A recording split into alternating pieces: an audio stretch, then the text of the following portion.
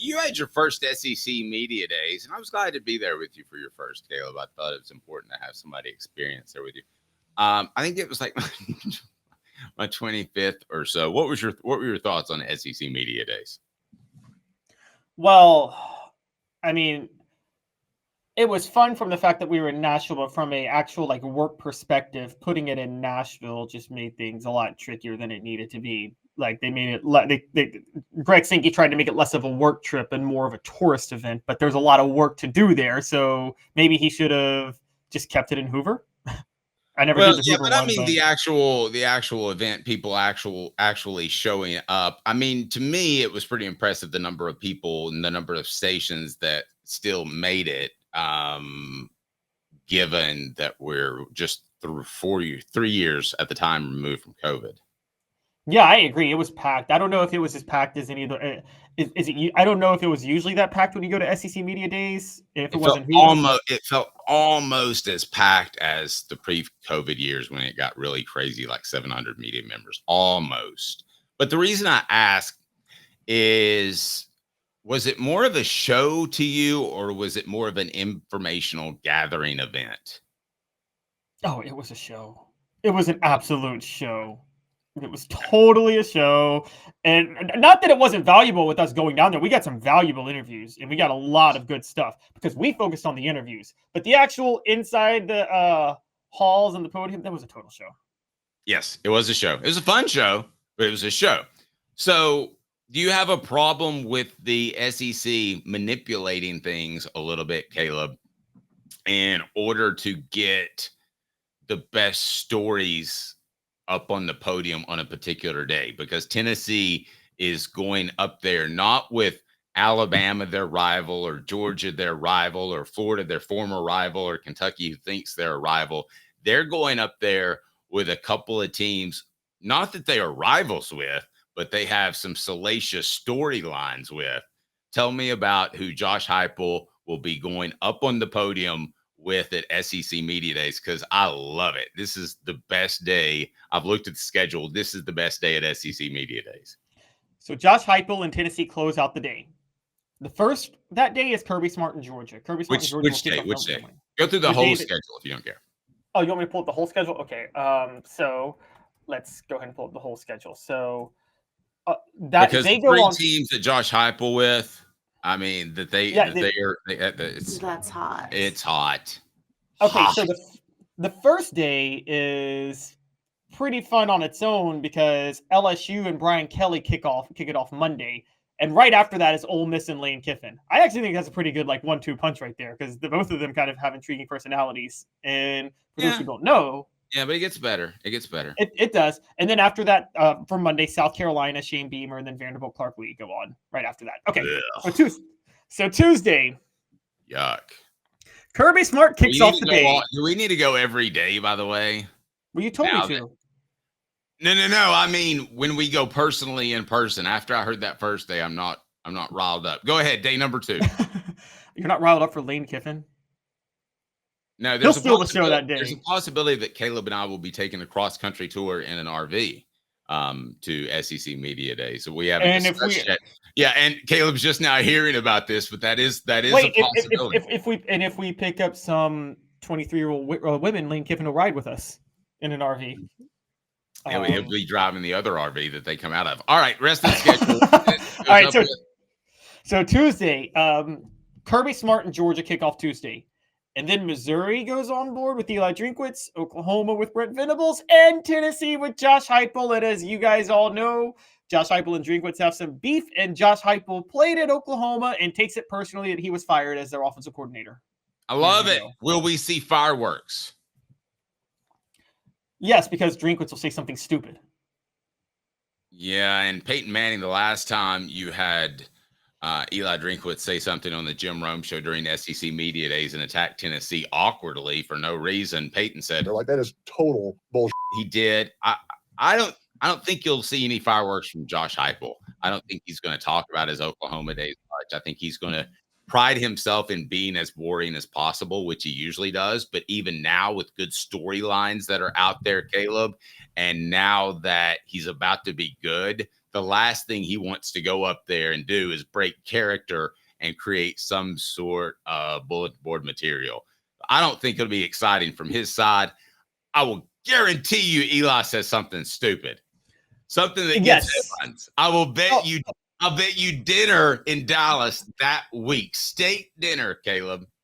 And you get to be the judge, jury, and executioner. You tell me if it's, quote, stupid or not. Look, I'm totally with you, though. He's going to say something stupid. Now, here's the crazy part about this. For those who don't know, and here's what I learned about SEC Media Days last year. A lot of media members come up just the day they're covering their school and then they leave, right? Like when their school's there. Boring media members. I agree. Boring media members. But a lot of them do that.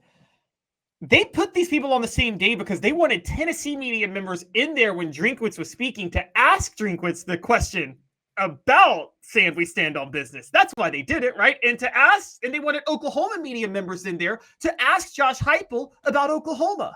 Well, no, those media members are making their own decisions budgetarily, though.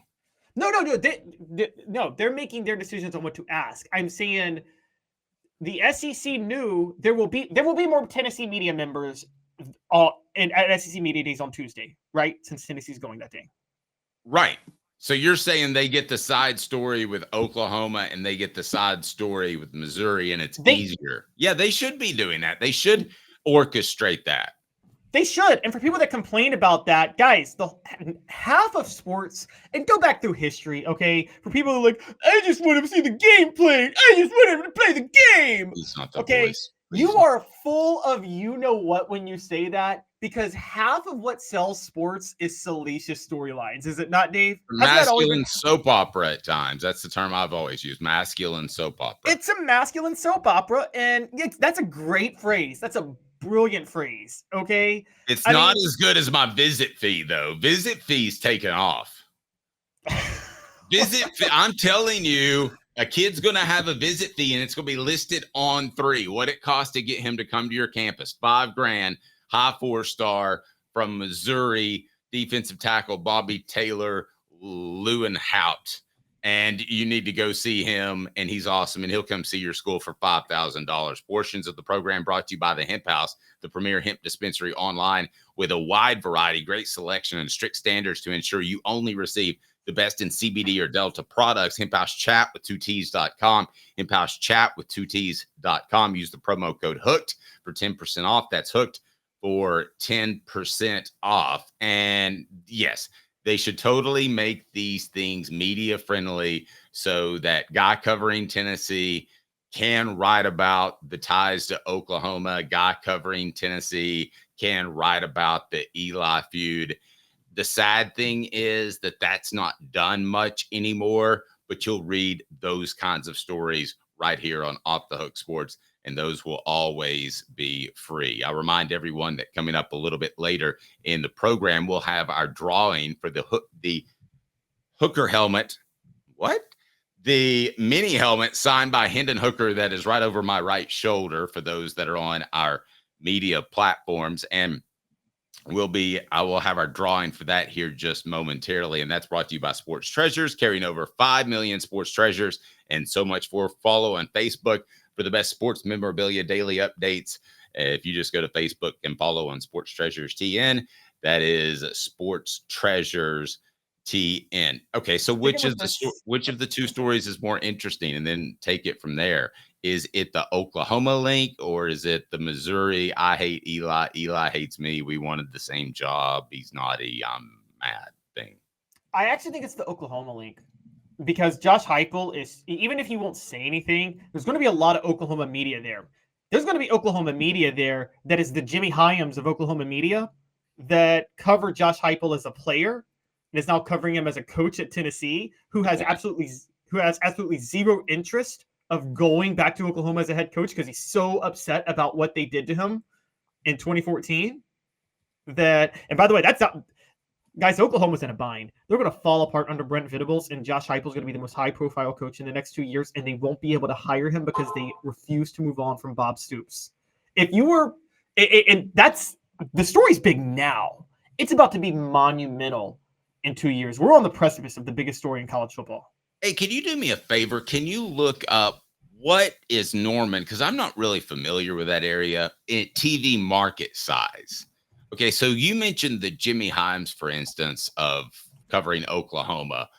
Well, Jimmy is a dogged, incredible reporter, is what he's referring to. And Knoxville is a big enough town where you don't have just Homer media. When you wear red to cover an Alabama football game or blue to wear a Kentucky basketball game, your media credential should be revoked. But that is not the case in those two situations. So I'm curious what, just not to get sidetracked, but what Oklahoma faces on a day in and day out as far as coverage. So Caleb's going to pull that up. Where do they? So Norman is in the Oklahoma City TV market, which is number 47. Okay, well, give me a second here. So they're going to split that with the Cowboys then. No. The Thunder. Okay. Oklahoma City Thunder. Okay. So what does that mean for Oklahoma and the coverage? Because here's where I'm trying to take this. It would take a mass upheaval in the administration for Oklahoma to show any interest in Josh Heupel. So I'm not trying to start that and just get a bunch of more clicks because of that. But I do wonder what the media is like. So the media, for instance, in Tennessee is around 67 to 69, somewhere in there in Knoxville. So that's a pretty high water market when you consider Vanderbilt isn't really covered in Nashville, which would be one of the top 10 markets in the country. So in other words, you're going to have journalists that are more about finding the truth and supporting the team. So I'm curious what Norman, wherever it is, Oklahoma City, where do they rank? What kind of media coverage do they get? So Norman has a population of about 128,000, but the city is served by the Oklahoma City TV stations, TV affiliates. So they are in the Oklahoma City TV market. That's basically, which, as you know, Knoxville's its own TV market, which is a huge deal, by the way. Because I mean, you know this, Dave. Tuscaloosa, for instance, I'm pretty sure is served by the Birmingham market, isn't it? No, that's a separate market. Birmingham is a separate market from Tuscaloosa. Yes. So okay, that's a separate market. Norman is 20 miles south of Oklahoma City. Okay, so where's Oklahoma City as a market? They're probably top 40. They're number 47. They're top 50. Ooh, Dave's throwing heat today. But Oklahoma City does have the Thunder. Well, but those aren't the same fans. Come on, Caleb. No, I'm saying, but the thing that's unique about Knoxville is, like, it's not the same fans, but with media, you have to devote. I'm not comparing the two from that perspective. I'm just wondering what type of stuff they might have as far as backstories on Josh Heupel. Because if I'm them, I'm working on those stories in the off season right now. So we might hear, I'm not talking about digging as far as bad stuff. I'm just talking about digging as far as hearing some interesting stories. He doesn't talk to the media a lot. He doesn't do one-on-one interviews. We really don't know that much about Josh Heupel. We don't know much about his staff. We don't know what they believe in. So maybe some of those guys will be able to dig up some stuff. Because right now, I feel like, and I felt like this following the 2022 season, that Josh Heupel and his staff should do a ton of one-on-one interviews, show who they are to the public, engender themselves to both the media and the fan base, and build fan equity after an amazing 11-win season. And they didn't do that. So I'm just wondering if we'll learn more about Josh Heupel. I'm not comparing the two markets. Okay, I see what you're saying. Yeah, that's might be something for us to do when we're there. Talk to a few Oklahoma guys who've been covering it as well. Think? Okay, so next couple days. I'm really excited about SEC Media Days yesterday for some reason, by the way. And we had talked about our amount of coverage. We're just going to make an on-air decision. You got to come. I know you got a baby coming, so I don't want you to miss the birth. But other than that, you got to come. Well, if the baby's not born by SEC Media Days, baby's due June 9th. Oh, that would be how far along are you? 11 and a half months.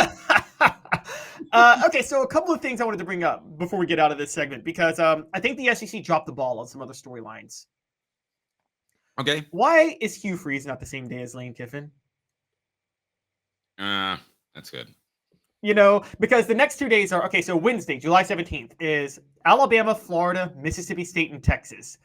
Alabama, Florida, are we saying that Kalen DeBoer is the next Billy Napier? I'll tell you who, if I could pick a 3 just off the top of my head, I'm not saying this is the top 3. I would have Florida, Auburn, and Ole Miss the same day. A job that I believe Lane Kiffin, I thought they turned him down, but I've since been told recently that he actually did turn Auburn down. I would have turned Auburn down too. I wouldn't, but that's a different debate. But I'm 70-30 believing he turned him down. I'm not 100% sure. And then the job he wants in Florida. That's pretty saucy right there to kind of hint around, because Lane could drop something like, well, I know the expectations are high there in Florida. So, I just hope the best for Billy Napier. He's a great coach and he's going to do a fantastic job. And when he says that, he's going to be full of it the entire time. He will. Peyton Manning will be sitting somewhere watching it going, They're like, that is total bullshit. He will sit there and talk about how great Billy Napier is when in his heart, he's like, I would move to Gainesville immediately. I would leave Dallas to go straight to Gainesville and be the head coach of the Gators. That's fact. So no storyline out of that day, unfortunately. Except for unless you think Steve Sarkisian would go to Florida. No, I'm kidding. But Steve Sarkisian and Kalen DeBoer on the same day is interesting because Steve Sarkisian did want the Alabama job, or they did entertain it, right? Didn't they wasn't there some sort of connection there? Sark and Bama? I didn't hear that one, actually. I didn't hear that connection. I would have to take your word for that. Well, Steve Sarkisian gave an interview a couple of days ago and talked about his decision to stay at Alabama. Now, he could have just been BSing like Dan Lanning was. Like, Megan, I'm staying at Oregon. It's like, bro, you were never offered. Okay, that's like when Jada Pinkett boycotted the Oscars. But, okay, so the fourth day. Is there any storylines on this day? The last day is Arkansas Sam Pittman, Auburn's Hugh Freeze, Kentucky's Mark Stoops, and Texas A&M's Mike Elko. Not seeing a lot of storylines out of that one either, are you? There's never a lot of storylines on the last day. I could have told you that.